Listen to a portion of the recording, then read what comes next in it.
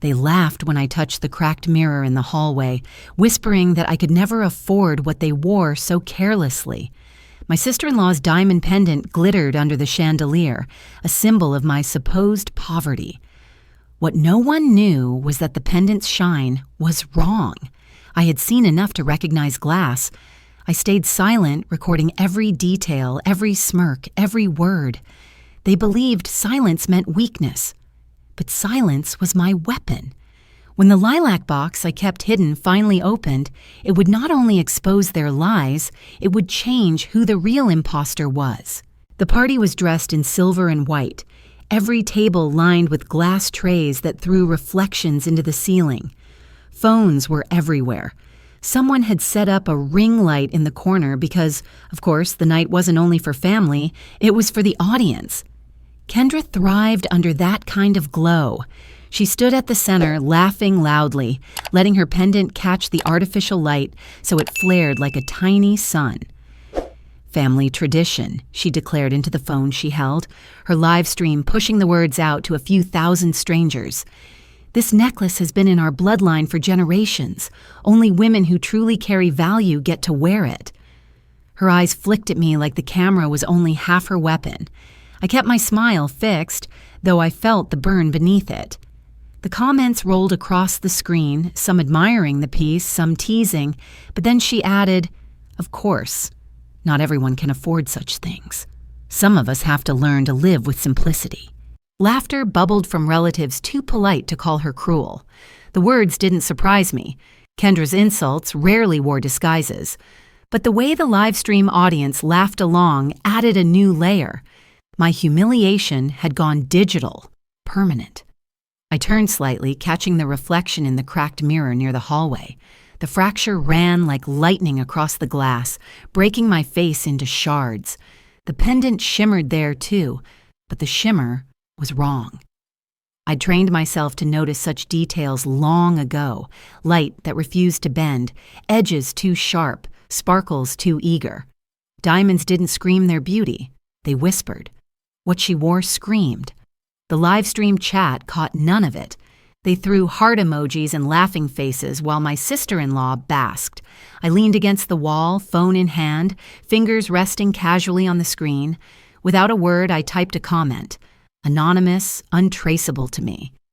Strange reflection for an heirloom diamond. Then I hit send. The words slid into the flood of messages, invisible for now, but they existed. A seed in the noise. Later that night, when the party was over and my smile had worn my face raw, I sat alone in the quiet. The recording was still live on TikTok, archived like everything else in the world now. I watched it again, frame by frame, pausing when the pendant turned beneath the chandelier. My suspicion hardened.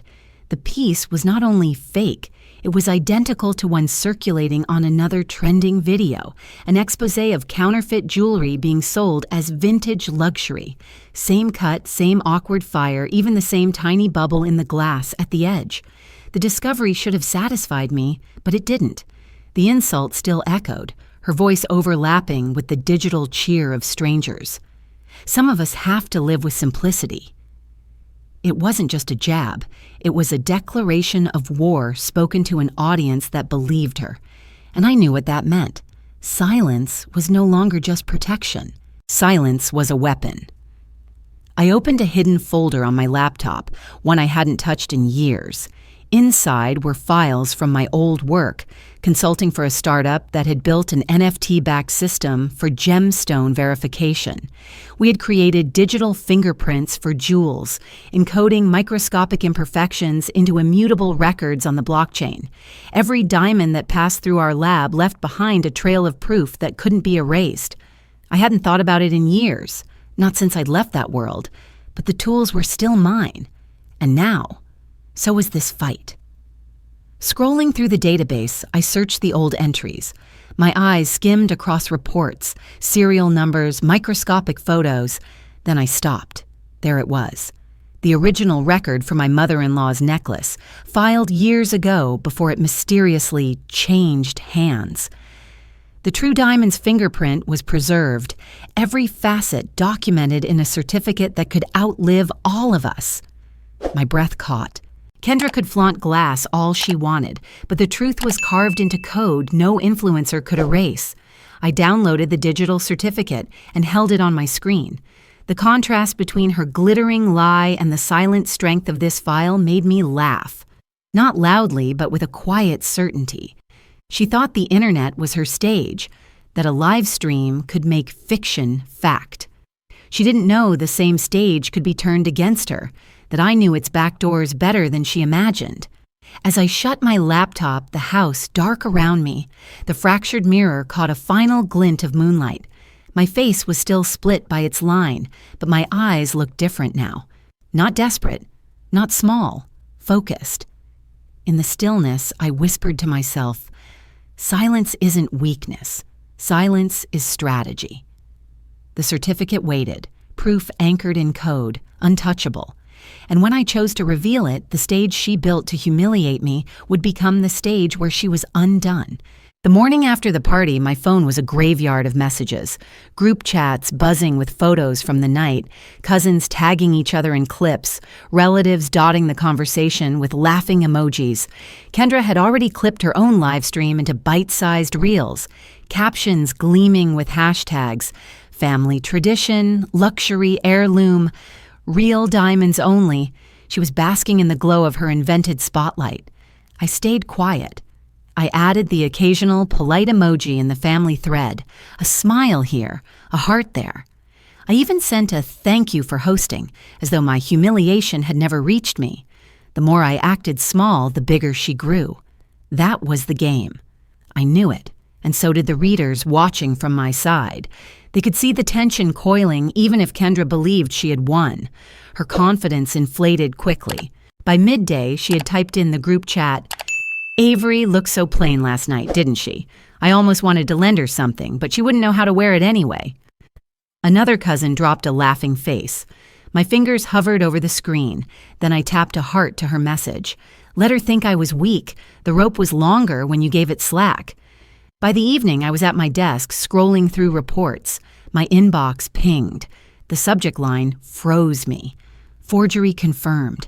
I opened it, scanning every word. The gemologist's analysis was clear. Cubic zirconia dressed up as heritage. It was the confirmation I had expected, but seeing it in writing hit me like a gavel on the bench. There would be no retreat now. I leaned back, staring at the cracked ceiling paint, listening to the quiet hum of the house. My silence wasn't weakness anymore. It was bait. And Kendra was still biting. The next step required allies. Not the ones who smiled at reunions, but the ones who lived online, who built their names on exposure. I searched for him, a TikTok creator known for tearing apart counterfeit luxury, a man who wielded a magnifying glass like a blade. His latest video had nearly 2 million views, an unboxing of a Cartier bracelet that crumbled under acid test. I sent him a message with the gemologist's report attached, a single line typed beneath. "This might interest you." An hour later, he replied, "Looks juicy. Send footage." Footage. I had plenty. The live stream, the pendant's wrong reflection, even screenshots of the exact model in the trending fake jewelry compilations. I packaged it and sent it. He responded with a thumbs up emoji and nothing more, but I knew what that meant. Once he decided to post, it would spread like wildfire. Still, exposure wasn't enough. The internet could scream, but truth needed to stand on something harder than noise. That was where law came in. I called a former colleague, now working in digital asset law. He picked up, voice thick with fatigue, but when I explained, he sharpened instantly. "You still have the certificate?" he asked. "Yes," I said. "Then it's bulletproof. If you want to file, we can. But you realize this won't just hit Kendra. It'll hit the entire family name." I did realize that was the complexity I couldn't ignore. Public exposure meant public shame, not just for her, but for my mother-in-law, for Ethan, even for Mia. They would all be caught in the fallout. But silence meant surrender. The choice pressed like a weight on my chest: sacrifice my own dignity or sacrifice theirs. That night, I sat at my desk again, the glow of my laptop painting the room cold blue. I opened the TikTok draft page. The KOL had already clipped together a video with my files, but he'd left the final word to me. "You want to go live with it?" he asked in the DM. I stared at the screen, cursor blinking. The gemologist's report was pinned to one side of my desktop. The NFT certificate glowed on the other. 2 anchors, 2 weapons. I thought of the party, of her voice echoing, "Not everyone can afford such things." The audience had laughed then. I wanted them to laugh differently next time. At her, not me. My finger hovered, then pressed. Schedule post. The countdown clock appeared, numbers glowing. 24 hours until the world would know. I leaned back in my chair, the silence thick around me. Outside, the mirror in the hallway caught the moonlight again, its cracks still splitting my reflection in two. Half of me hesitated, the other half smiled. Tomorrow, the fracture would spread. The countdown ticked in the corner of my phone. 23 hours and 40 minutes left until my scheduled post would break the silence. I should have felt empowered, but instead the air around me thickened, heavy with static I couldn't name. That was when the first message reached me, a screenshot from a cousin. "Have you seen this?" The video was blurry, just shaky enough to pass as someone's late-night capture, but the figure in it was unmistakable.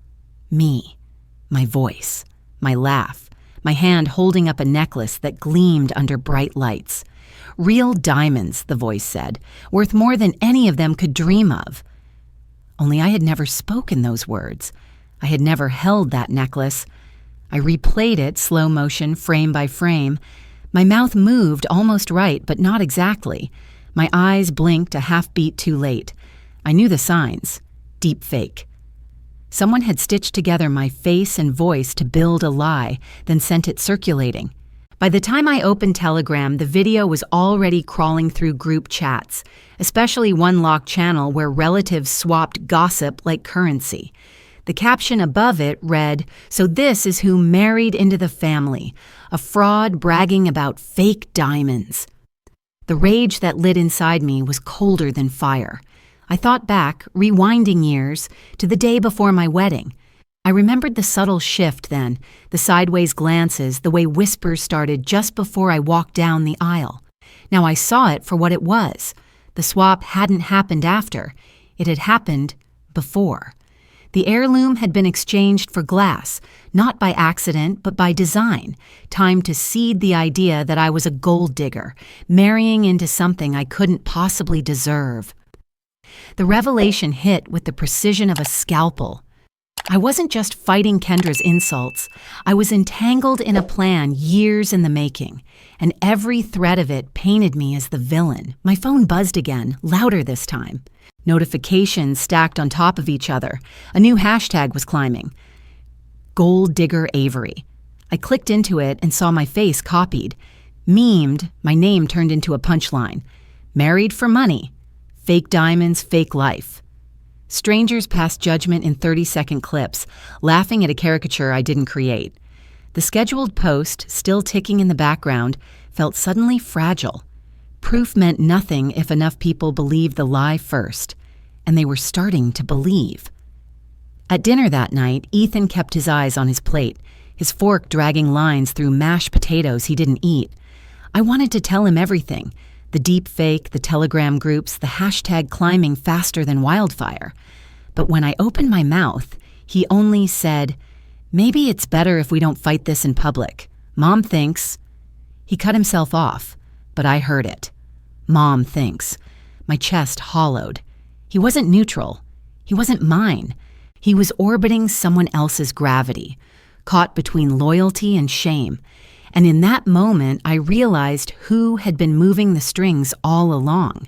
Not just Kendra, reckless and desperate, but my mother-in-law, silent, careful, choosing to let rot grow under her roof rather than risk the appearance of a crack in her legacy. She hadn't stopped it. She'd sanctioned it. The room tilted slightly as though my balance had gone. If she was the orchestrator, then every family meal, every polite smile, every wordless pause had been a layer of control. My fight wasn't against Kendra alone. It was against a system built to silence me. I excused myself from the table, my skin buzzing as though static had seeped into my veins. Upstairs, I opened YouTube. The trending bar glared at me. Familiar, merciless. My name was there. A channel with over 1 million subscribers had uploaded a teaser. Tomorrow night, Avery exposed. I clicked the preview. It was only 20 seconds, but enough to unravel me. Clips of the deep fake spliced with my wedding photos. Captions screaming "Gold Digger" in bold red letters. A narrator's voice promised the full story soon. The views climbed even as I watched, a counter I couldn't control. For the first time, I felt the ground slip. My silence no longer felt like strategy. It felt like burial. I stared at the countdown for my own scheduled post. 22 hours left. Would my proof survive against this?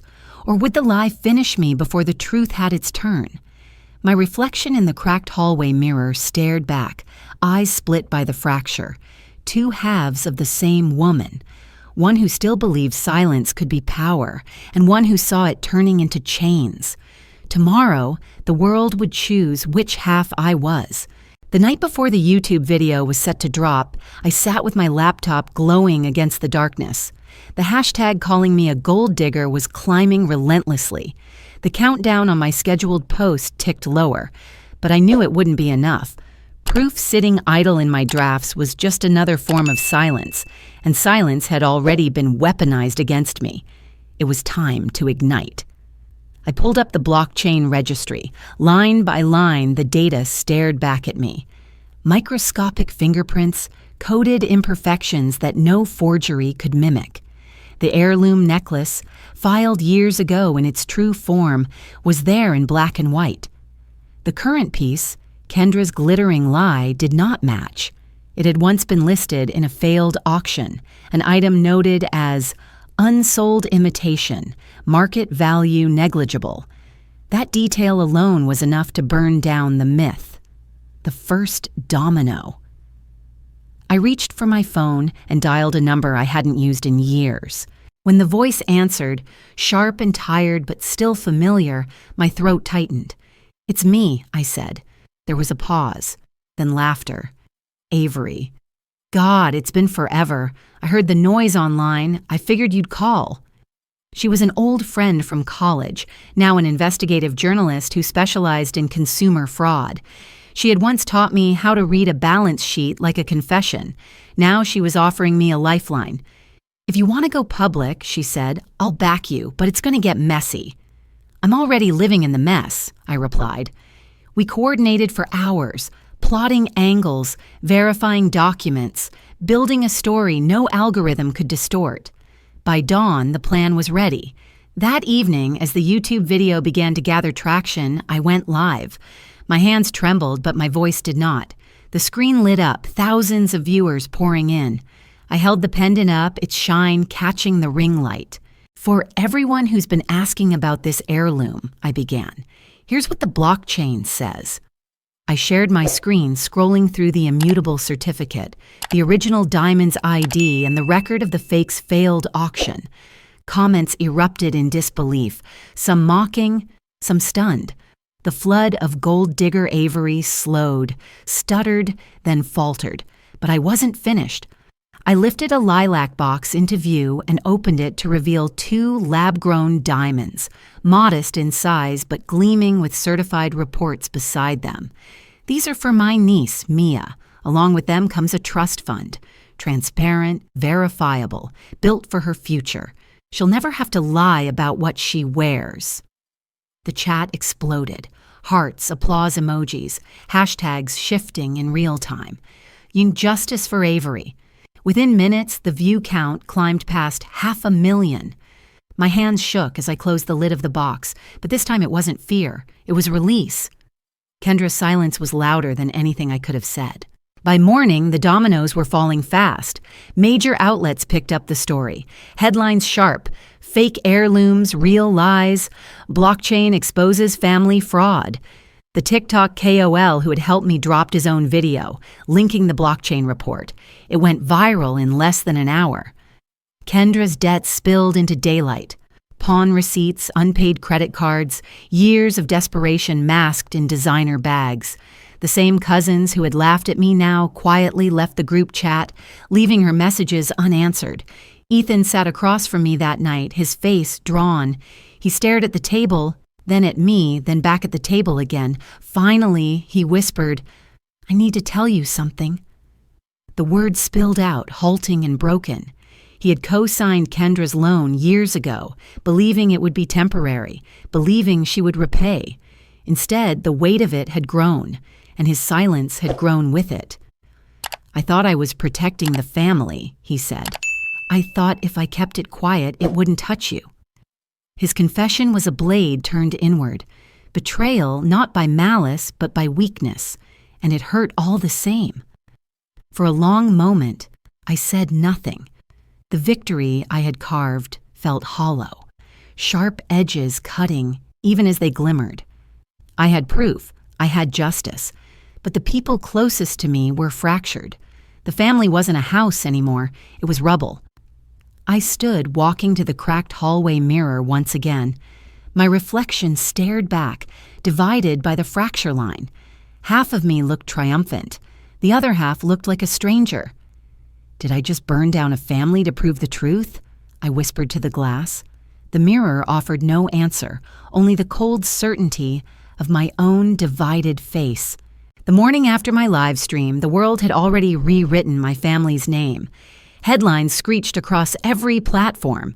Fake family jewels, legacy of lies, diamonds don't lie, but families do. The irony was thick and merciless. My in-laws, once obsessed with projecting refinement, had become a public punchline. Clips of Kendra parading the counterfeit necklace spread like wildfire, stitched into jokes, parodies, even songs. At first, I thought I could stomach it. Justice was supposed to feel sharp, but poison lingers. Soon the spotlight began to turn, its glare angling toward me. On forums and comment threads, strangers debated whether I had gone too far. Some called me brave, others ruthless. The words cold-blooded exposer appeared beside my name more than once. My silence, once my shield, was now painted as cruelty. And the damage didn't stop at me. Mia, sweet Mia, only a child, became collateral. Her classmates discovered the memes. "Your mom's jewels are fake," they mocked. She came home crying, the trust fund I had built for her invisible against the raw sting of playground cruelty. That night, I sat with her on the porch, her small shoulders shaking beneath my arm. I wanted to promise her it would all fade, but the internet has no mercy for innocence. The next day, a newspaper ran my photo across its front page, a still from the live stream where I held the lilac box. The headline cut both ways: Diamond Avenger or Heartless Destroyer. The image froze me mid-expression, not triumphant, not broken, something in between. I stared at it, trying to decide which side I belonged to. But beneath all the noise, I felt a darker truth taking shape. Kendra was never the sole architect of this web. She was reckless, yes, desperate. But the system that enabled her, the culture of silence and appearances, the unwritten rule that family honor mattered more than truth, was older than either of us. Every insult, every forged jewel, every buried betrayal had been fertilized in that soil, and the gardener was my mother-in-law. Her silence wasn't ignorance. It was orchestration. She had chosen to let Kendra pawn the real necklace and replace it with glass because the story of tradition was more valuable than the truth of loss. She had chosen to let whispers about me grow because a scapegoat was easier than scandal.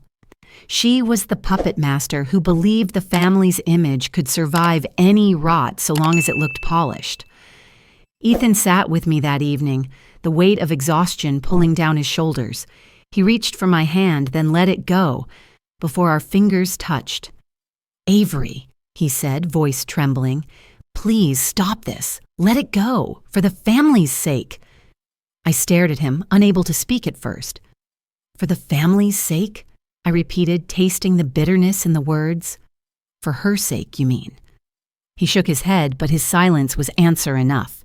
He was still tethered to his mother, to his sister, to the illusion of unity. He wanted me to carry the burden of surrender, to sacrifice truth so that the family could keep breathing inside its glass coffin.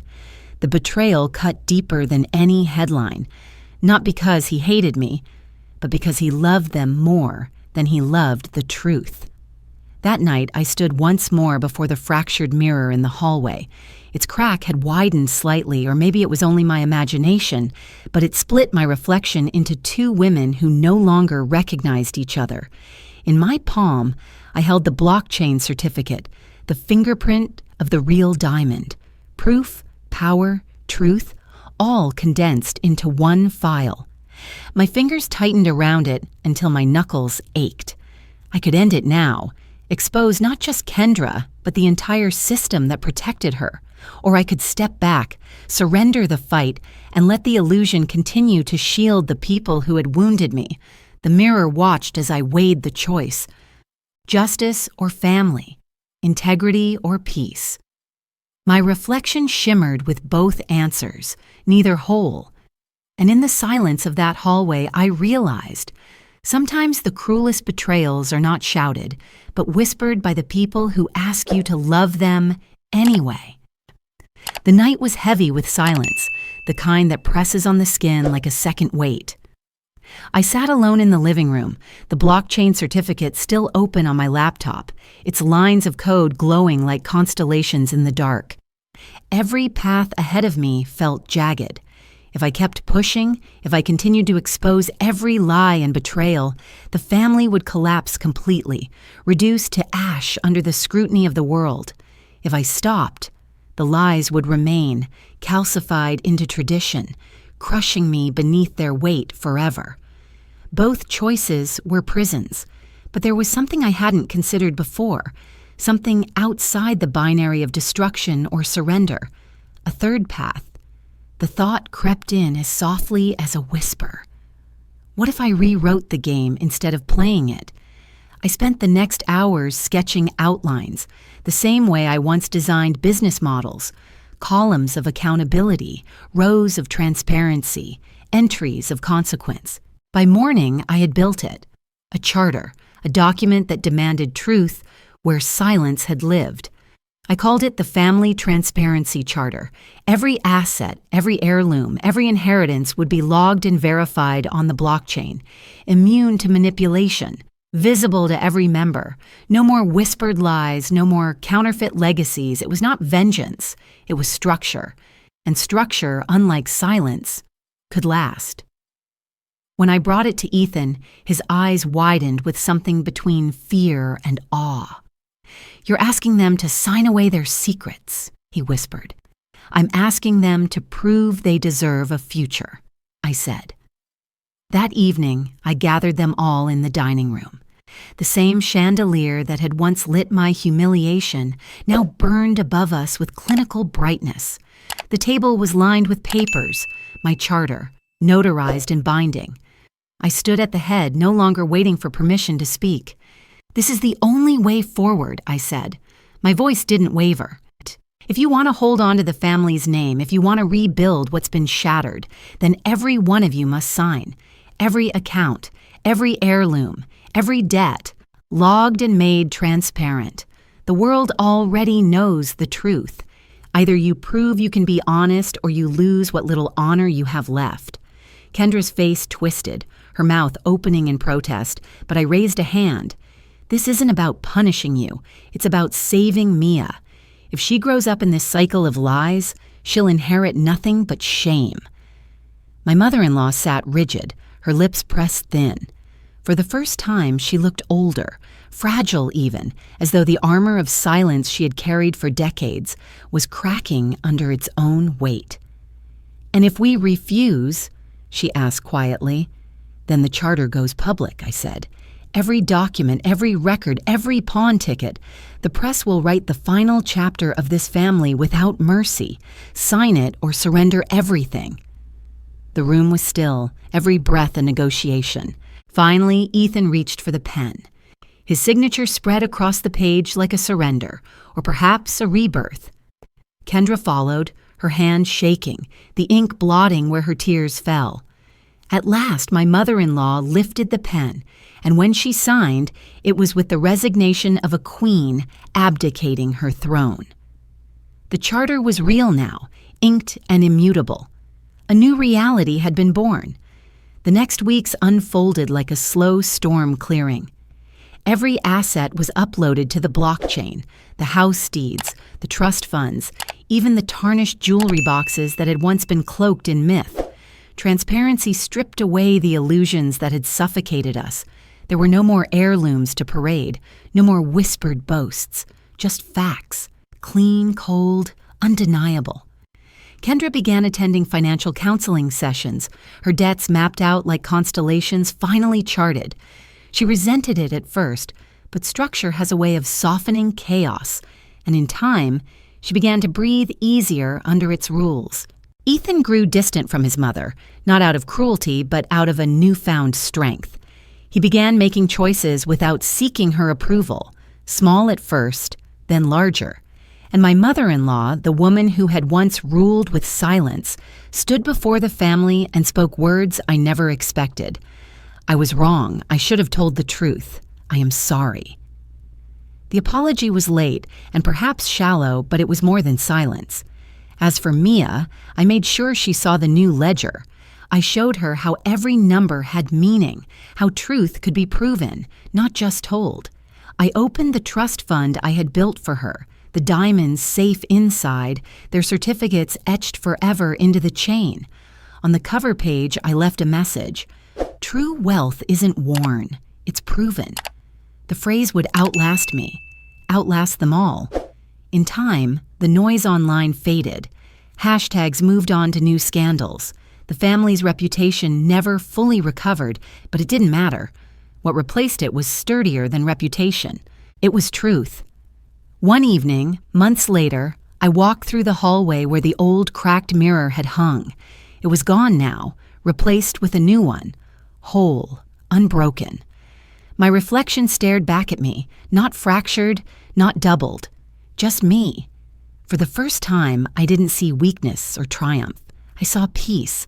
I touched the edge of the mirror, the glass cool beneath my fingertips. Behind me, laughter rose from the dining room where Mia and Ethan played a board game, the sound light and unforced. The house no longer echoed with secrets. I had not destroyed the family. I had not surrendered to its lies. I had rewritten its rules. The choice had never been between silence or fire. The choice had been to transcend both. And as the evening light spilled across the glass, I knew the fracture was gone for good.